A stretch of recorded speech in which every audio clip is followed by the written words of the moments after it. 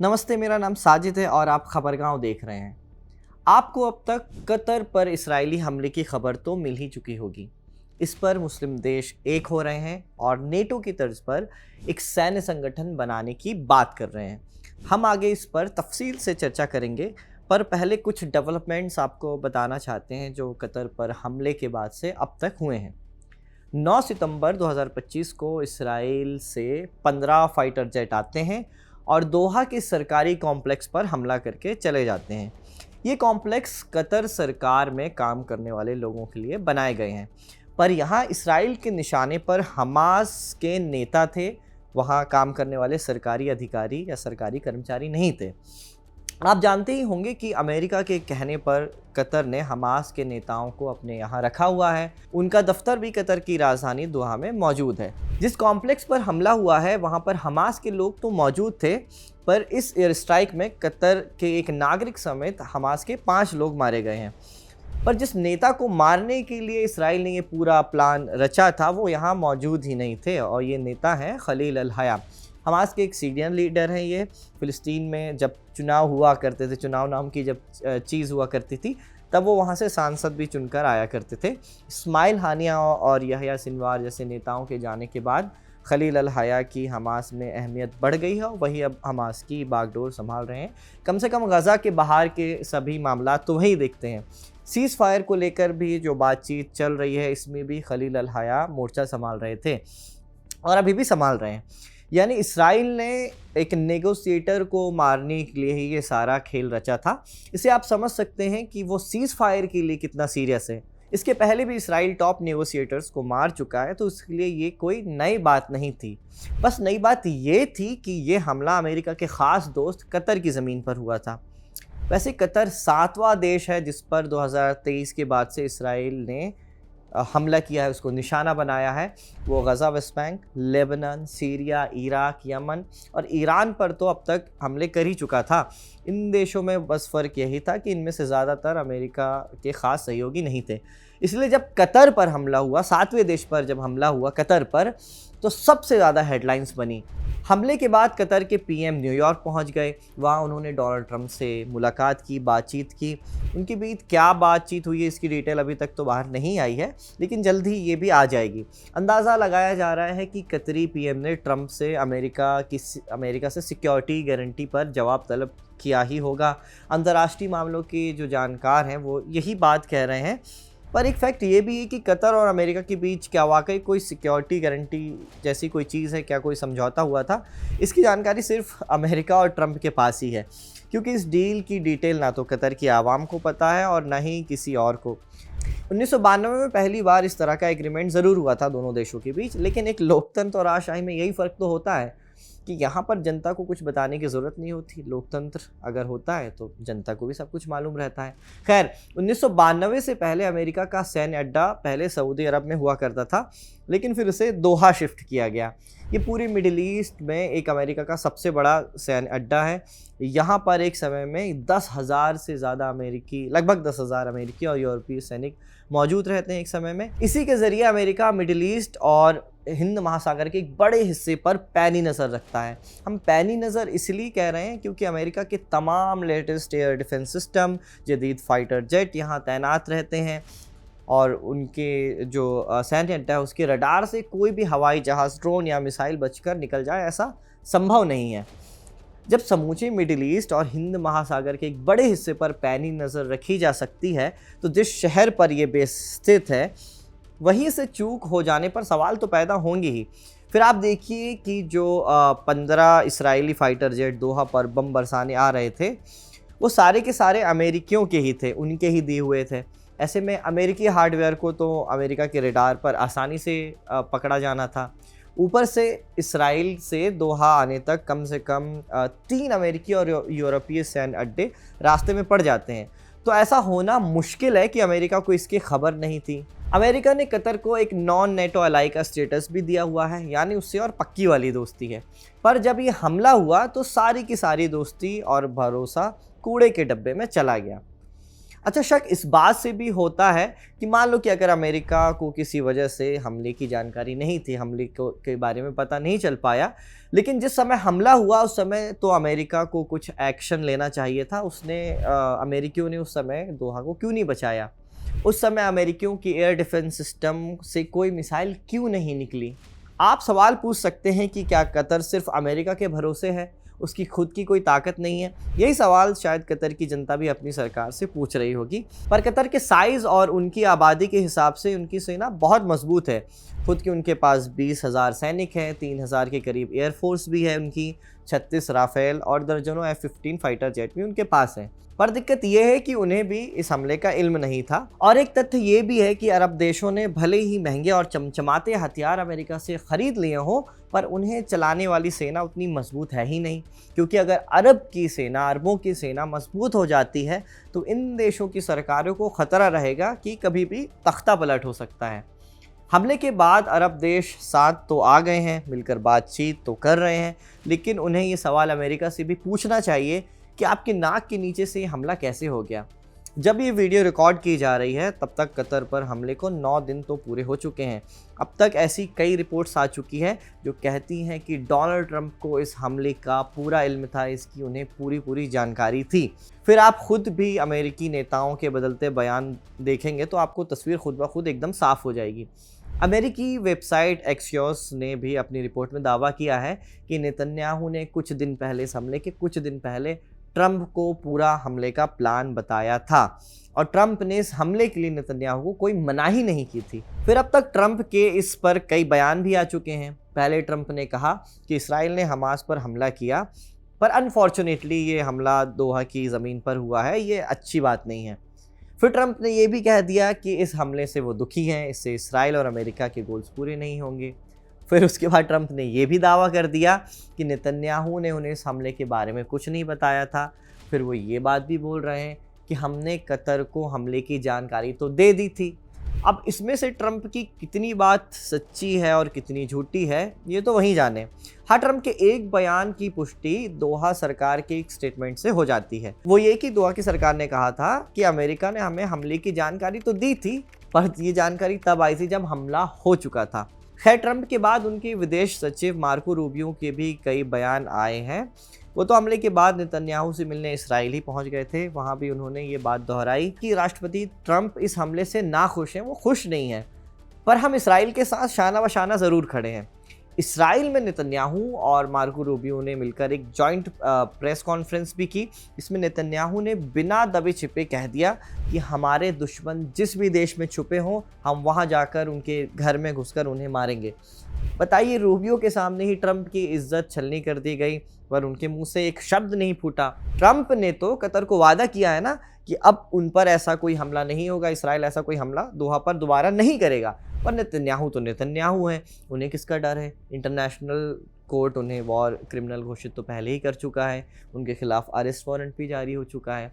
अब तो यूएन भी मान चुका है कि गजा में कोई जंग वंग नहीं चल रही है, खुलेआम नरसंहार हो रहा है, फिर भी वो रुक तो नहीं रहे हैं। जैसा हमने शुरू में बताया कि 2023 से अब तक इसराइल ने 7 देशों पर सीधा हमला कर दिया है। अब अरब देशों को भी ये डर सता रहा है कि अगली उनकी बारी हो सकती है, इसलिए वो एकजुट हो रहे हैं, अपना मनमुटाव भुलाकर एकजुट होने की कोशिश तो कम से कम कर ही रहे हैं। अरबियों को अब अमेरिकियों पर एतमाद नहीं रहा है, भरोसा नहीं रहा है, इसलिए वो खुद मिलकर एक सैन्य संगठन बनाना चाहते हैं ताकि मिलजुल कर अपना बचाव किया जा सके। मीडिया में इसे मुस्लिम नेटो का नाम दिया जा रहा है, पर असल में इसके 2 कॉन्सेप्ट अब तक निकल कर आए हैं जिनकी खूब चर्चा हो रही है। एक तो है मुस्लिम नेटो, जिसमें सभी मुस्लिम देशों को शामिल किया जा सकता है, और एक है अरब नेटो, जिसमें सिर्फ अरबी देशों को शामिल करने की बात कही जा रही है। अच्छा, मुस्लिम नेटो की अगुवाई जो है वो ईरान कर रहा है और अरब नेटो की हिमायत ज़ाहिरी तौर पर अरब के देश मिलकर कर रहे हैं। तो क्या इस तरह का कोई संगठन वाकई बन सकता है? इस पर चर्चा करने से पहले जानते हैं कि 15 सितंबर को दोहा में जब मुस्लिम देश मिले तो क्या बात हुई। दोहा में अरब लीग और ऑर्गेनाइजेशन ऑफ इस्लामिक कोऑपरेशन के देश शामिल हुए, यानी कुल मिलाकर 60 देश इस मीटिंग में थे। ज़्यादातर देशों ने सिर्फ निंदा की इसराइल की कि उसने हमला किया दोहा पर, वो गलत है, हम इसकी निंदा करते हैं। पर कुछ ही ऐसे देश थे जिन्होंने एक सैन्य संगठन बनाने की बात पर भी जोर दिया, जैसे मिस्र ने प्रस्ताव रखा कि नेटो जैसा संगठन बनाया जाए जिसकी अध्यक्षता अरब लीग के 22 देश में बारी बारी से सौंपी जाए और पहला अध्यक्ष हमें ही बनाया जाए, मिस्र को ही बनाया जाए। उसने ऐसा कह दिया। उसने इस संगठन के लिए 20,000 सैनिक देने की भी बात की है और कहा है कि इसका हेडक्वार्टर्स भी हमारी राजधानी काहिरा में बनाया जाए। पाकिस्तान, इराक और तुर्की ने भी इस तरह की मांग दोहराई है, पर इससे जुड़ा कोई कदम अब तक इस मीटिंग में नहीं उठाया गया है, बस बात हुई है। कतर और तुर्की ने कहा है कि इसराइल ने जो किया है, दोहा पर अटैक किया है, उसके लिए उसे सज़ा दी जानी चाहिए। तुर्की ने तो हमले के तुरंत बाद ये भी कह दिया था कि अगर ऐसा हमला दोहा पर हो सकता है तो हम पर भी हो सकता है, तुर्की पर भी हो सकता है। ये बात सच है कि इसराइल इस तरह का हमला तुर्की पर भी कर सकता है, क्योंकि वहाँ भी हमास के लीडर्स रहते हैं, कईयों ने तो वहाँ की रेसिडेंसी भी ले चुकी है। हम फिर अपने सवाल पर वापस लौटते हैं कि क्या इस तरह का संगठन बन सकता है। जानकार इसके पीछे बहुत कम चांस बताते हैं। क्यों? 4 बिंदुओं में आपको हम ये बात समझाते हैं। नंबर 1, हम जानते हैं कि नेटो का आर्टिकल 5 कहता है कि एक देश पर हमला सभी देश पर हमला माना जाएगा, फिर सभी देश मिलकर उस देश पर हमला कर देंगे। पर इसके लिए सभी देशों में एकता होनी ज़रूरी है। नेटो में तो ऐसा दिखता है। अमेरिका और यूरोप के कुछ देश के बीच कुछ छोटे मोटे मतभेद ज़रूर है, लेकिन ऐसा भी नहीं है कि कोई किसी के खून का प्यासा हो। लेकिन मिडिल ईस्ट का सूरत हाल आप देखेंगे तो उसमें दर्जनों ऐसे उदाहरण मिल जाएंगे कि आपसी रंजिशें एक दूसरे के साथ। कुछ उदाहरण हम आपको बता देते हैं। जैसे ईरान और सऊदी अरब की दुश्मनी है। भले ही चीन ने दोस्ती करवाने की कोशिश की हो, लेकिन दुश्मनी अभी भी पूरी तरह ख़त्म नहीं हुई है। सऊदी अरब अमेरिका का दोस्त है और ईरान का पक्का दुश्मन है। फिर यमन की हूती विद्रोहियों से सऊदी अरब की भी सीधी लड़ाई चलती रहती है। उन्हें हूती विद्रोहियों को ईरान का समर्थन मिला हुआ है। यमन के बड़े हिस्से में हूतियों का राज है। ऐसे में इस तरह से यमन वर्सेस सऊदी वाला फैक्टर भी यहाँ पे है। अभी तो सब खाड़ी देश भाई भाई दिख रहे हैं, पर कुछ साल पहले इन्हीं अरबी देशों ने मिलकर कतर का ब्लॉकेट कर दिया था। फिर अल्जीरिया और मोरक्को की अपनी लड़ाई है। फिर एक बात ये भी है कि जहाँ सऊदी अरब ने मुस्लिम ब्रदरहुड पर बैन लगाया हुआ था कि कहीं ये लोग क्रांति लाकर लोकतंत्र स्थापित ना कर दें और हमारी राजशाही ना चली जाए, तो दूसरी तरफ वहीं जो कतर है, पड़ोसी है सऊदी अरब का, वो अरब जगत में एक लौता ऐसा देश माना जाता है जो मुस्लिम ब्रदरहुड का समर्थन करता है, मतलब खुले तौर पर। तो ये भी एक कॉन्फ्लिक्ट है मुस्लिम ब्रदरहुड को लेकर। फिर सीरिया के भी अलग अलग मसले हैं। तुर्की, ईरान और सऊदी अरब का सीरिया में अलग अलग स्टेक है। ईरान बशर अल असद को सपोर्ट करता था, अब उनकी सरकार नहीं है। तुर्की वहाँ मौजूद कुर्दों को आतंकी मानता है और मौजूदा सीरिया की बागडोर सुन्नी शासक के हाथ में है। अल जोलानी की हम बात कर रहे हैं, जो कभी अमेरिका की नज़र में आतंकी हुआ करते थे, अब चहेते हैं। यानी यहाँ पे भी, सीरिया में भी, मिडिल ईस्ट के देशों में आपसी लड़ाई है, अलग अलग स्टेक्स हैं सभी के। फिर हमारे पड़ोसी देश में भी 2 मुस्लिम मुल्क लड़ते रहते हैं, अफगानिस्तान और पाकिस्तान, आप जानते हैं। तो आप ये बात समझ गए होंगे कि हम कहना क्या चाहते हैं, बताना क्या चाहते हैं, यही कि मिडिल ईस्ट या उसके बाहर के भी जो मुस्लिम देश हैं वो खुद एक नहीं है, आपस में लड़ते रहते हैं। तो एक सैन्य संगठन कैसे बनाएंगे, कैसे पॉसिबल हो पाएगा ये? अरब लीग वाला प्रयोग कितनी उम्मीदों से किया गया था, वो क्यों नहीं पनपा? इसके कारण अनेक हैं। मूल बात यह है कि धर्म या नस्लीय पहचान के कॉल पर अलग अलग परंपराओं और सोच के देशों को इकट्ठा करना आसान काम नहीं है। ये तो एक बिंदु हुआ। अब दूसरे बिंदु पर आते हैं जो पैसा वाला है। हमारे ख़ास कार्यक्रम राजदूत में आप लगातार ये बात सुन रहे हैं कि ट्रंप नेटो देशों से कैसे नाराज़ हुए हैं इन दिनों। वो कह रहे हैं कि नेटो के जो दूसरे सदस्य देश हैं वो अपना सैन्य बजट नहीं बढ़ा रहे हैं, सिर्फ अमेरिका बढ़ा रहा है। अमेरिका के पैसों पर दूसरे देशों को सस्ते में सिक्योरिटी गारंटी मिल रही है। अब ये वाली बात तो मुस्लिम नेटो पर भी लागू होगी अगर इस तरह का कोई संगठन बनता है। तो यहाँ तो और बड़ी दिक्कत हो जाएगी वो ऐसे कि खाड़ी देशों को अगर छोड़ दिया जाए तो ज़्यादातर मुस्लिम देशों की आर्थिक हालत खस्ता है, अच्छी नहीं है। उनके देश में रोटी, कपड़ा, मकान जैसी बुनियादी समस्याओं पर चर्चा होती है। ये बहुत बड़ी समस्याएं हैं। वो इतना पैसा सेना पर कैसे खर्च पाएंगे? तीसरी वजह भी आप नेटो से कनेक्ट करके ही समझिए। नेटो का नियम है कि जिस देश का किसी दूसरे देश के साथ पहले से कोई लफड़ा चल रहा है उसे हम नेटो का सदस्य नहीं बनाएंगे, उसको नेटो में एंट्री नहीं देंगे। यूक्रेन के साथ भी यही हो रहा है। वो नेटो का मेंबर बनना चाह रहा है। अगर वो मेंबर बना तो ये लड़ाई रूस बनाम नेटो हो जाएगी। फिर स्वीडन और फिनलैंड वाला केस भी आपको याद ही होगा। स्वीडन ने कुछ कुर्दिश नेताओं को अपने यहाँ पनाह दी थी, तो तुर्की ने उसकी नेटो में एंट्री रोक दी थी। बाद में सुलह हुई तो एंट्री भी संभव हो पाई। फिर मिडिल ईस्ट के देशों के पंगे दशकों से सुलझे नहीं हैं। तो सवाल यही आता है कि एक सैन्य संगठन के लिए क्या वो अपनी आपसी दुश्मनी भुला पाएंगे। चौथी समस्या पर आते हैं, वो है अब्राहमिक अकॉर्ड्स। 15 तारीख को जब ये मुलाकात हो रही थी दोहा में, तब अब्राहमिक अकॉर्ड की 5वीं बरसी थी। मोरक्को, सूडान, यूएई और बहरीन जैसे देश इसराइल को मान्यता दे चुके हैं इस अकॉर्ड के ज़रिए, उससे धंधा पानी करते हैं। क्या ये लोग इस समझौते से बाहर आने के लिए तैयार हो पाएंगे अगर इस तरह का कोई संगठन बनता है? ये भी एक सवाल तो है ही। फिर 5वीं वजह है वर्ल्ड ऑर्डर। वो कैसे? अमेरिका को दुनिया का दादा बना रहना है, चीन उसके पीछे है, रूस भी इसी रेस में है। अमेरिका तो नेटो में शामिल है, लेकिन चीन और रूस के पास ऐसा कोई विकल्प मौजूद फ़िलहाल नहीं है। क्या चीन और रूस मुस्लिम देशों के सैन्य संगठन से असहज नहीं होंगे? अगर इस तरह का कोई संगठन बनता है तो क्या अमेरिका को कोई दिक्कत नहीं होगी?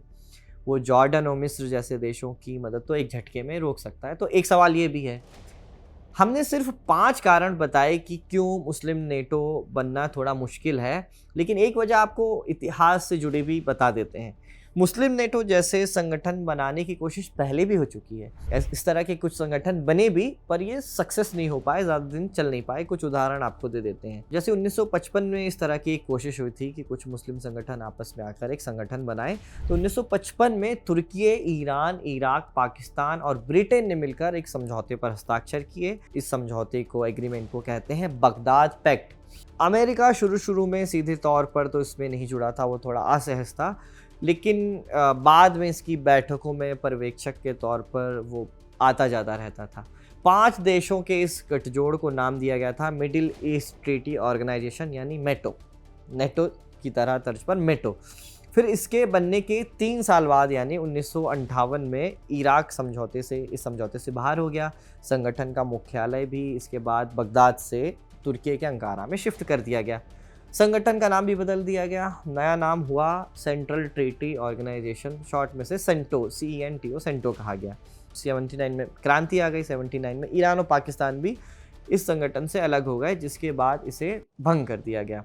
ऐसी ही कोशिश साल 1984 में भी हुई थी। सऊदी अरब, कुवैत, यूएई, कतर और बहरीन और ओमान ने मिलकर एक इसी तरह का काउंसिल बनाने की कोशिश की थी, जिसे कहा गया गल्फ कोऑपरेशन काउंसिल, शॉर्ट में जिसे हम GCC के नाम से जानते हैं। इस काउंसिल की सिफारिश पर 1984 में पेनिनसुला शील्ड फोर्स नाम की एक सेना बनाई गई थी।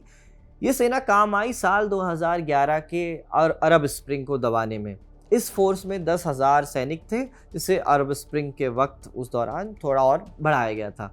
फिर 2018 आया, डोनाल्ड ट्रंप पहली बार चुनकर आए, तो उन्होंने कहा कि ईरान को काउंटर करने के लिए अरब देशों को एक अरब नेटो बना लेना चाहिए।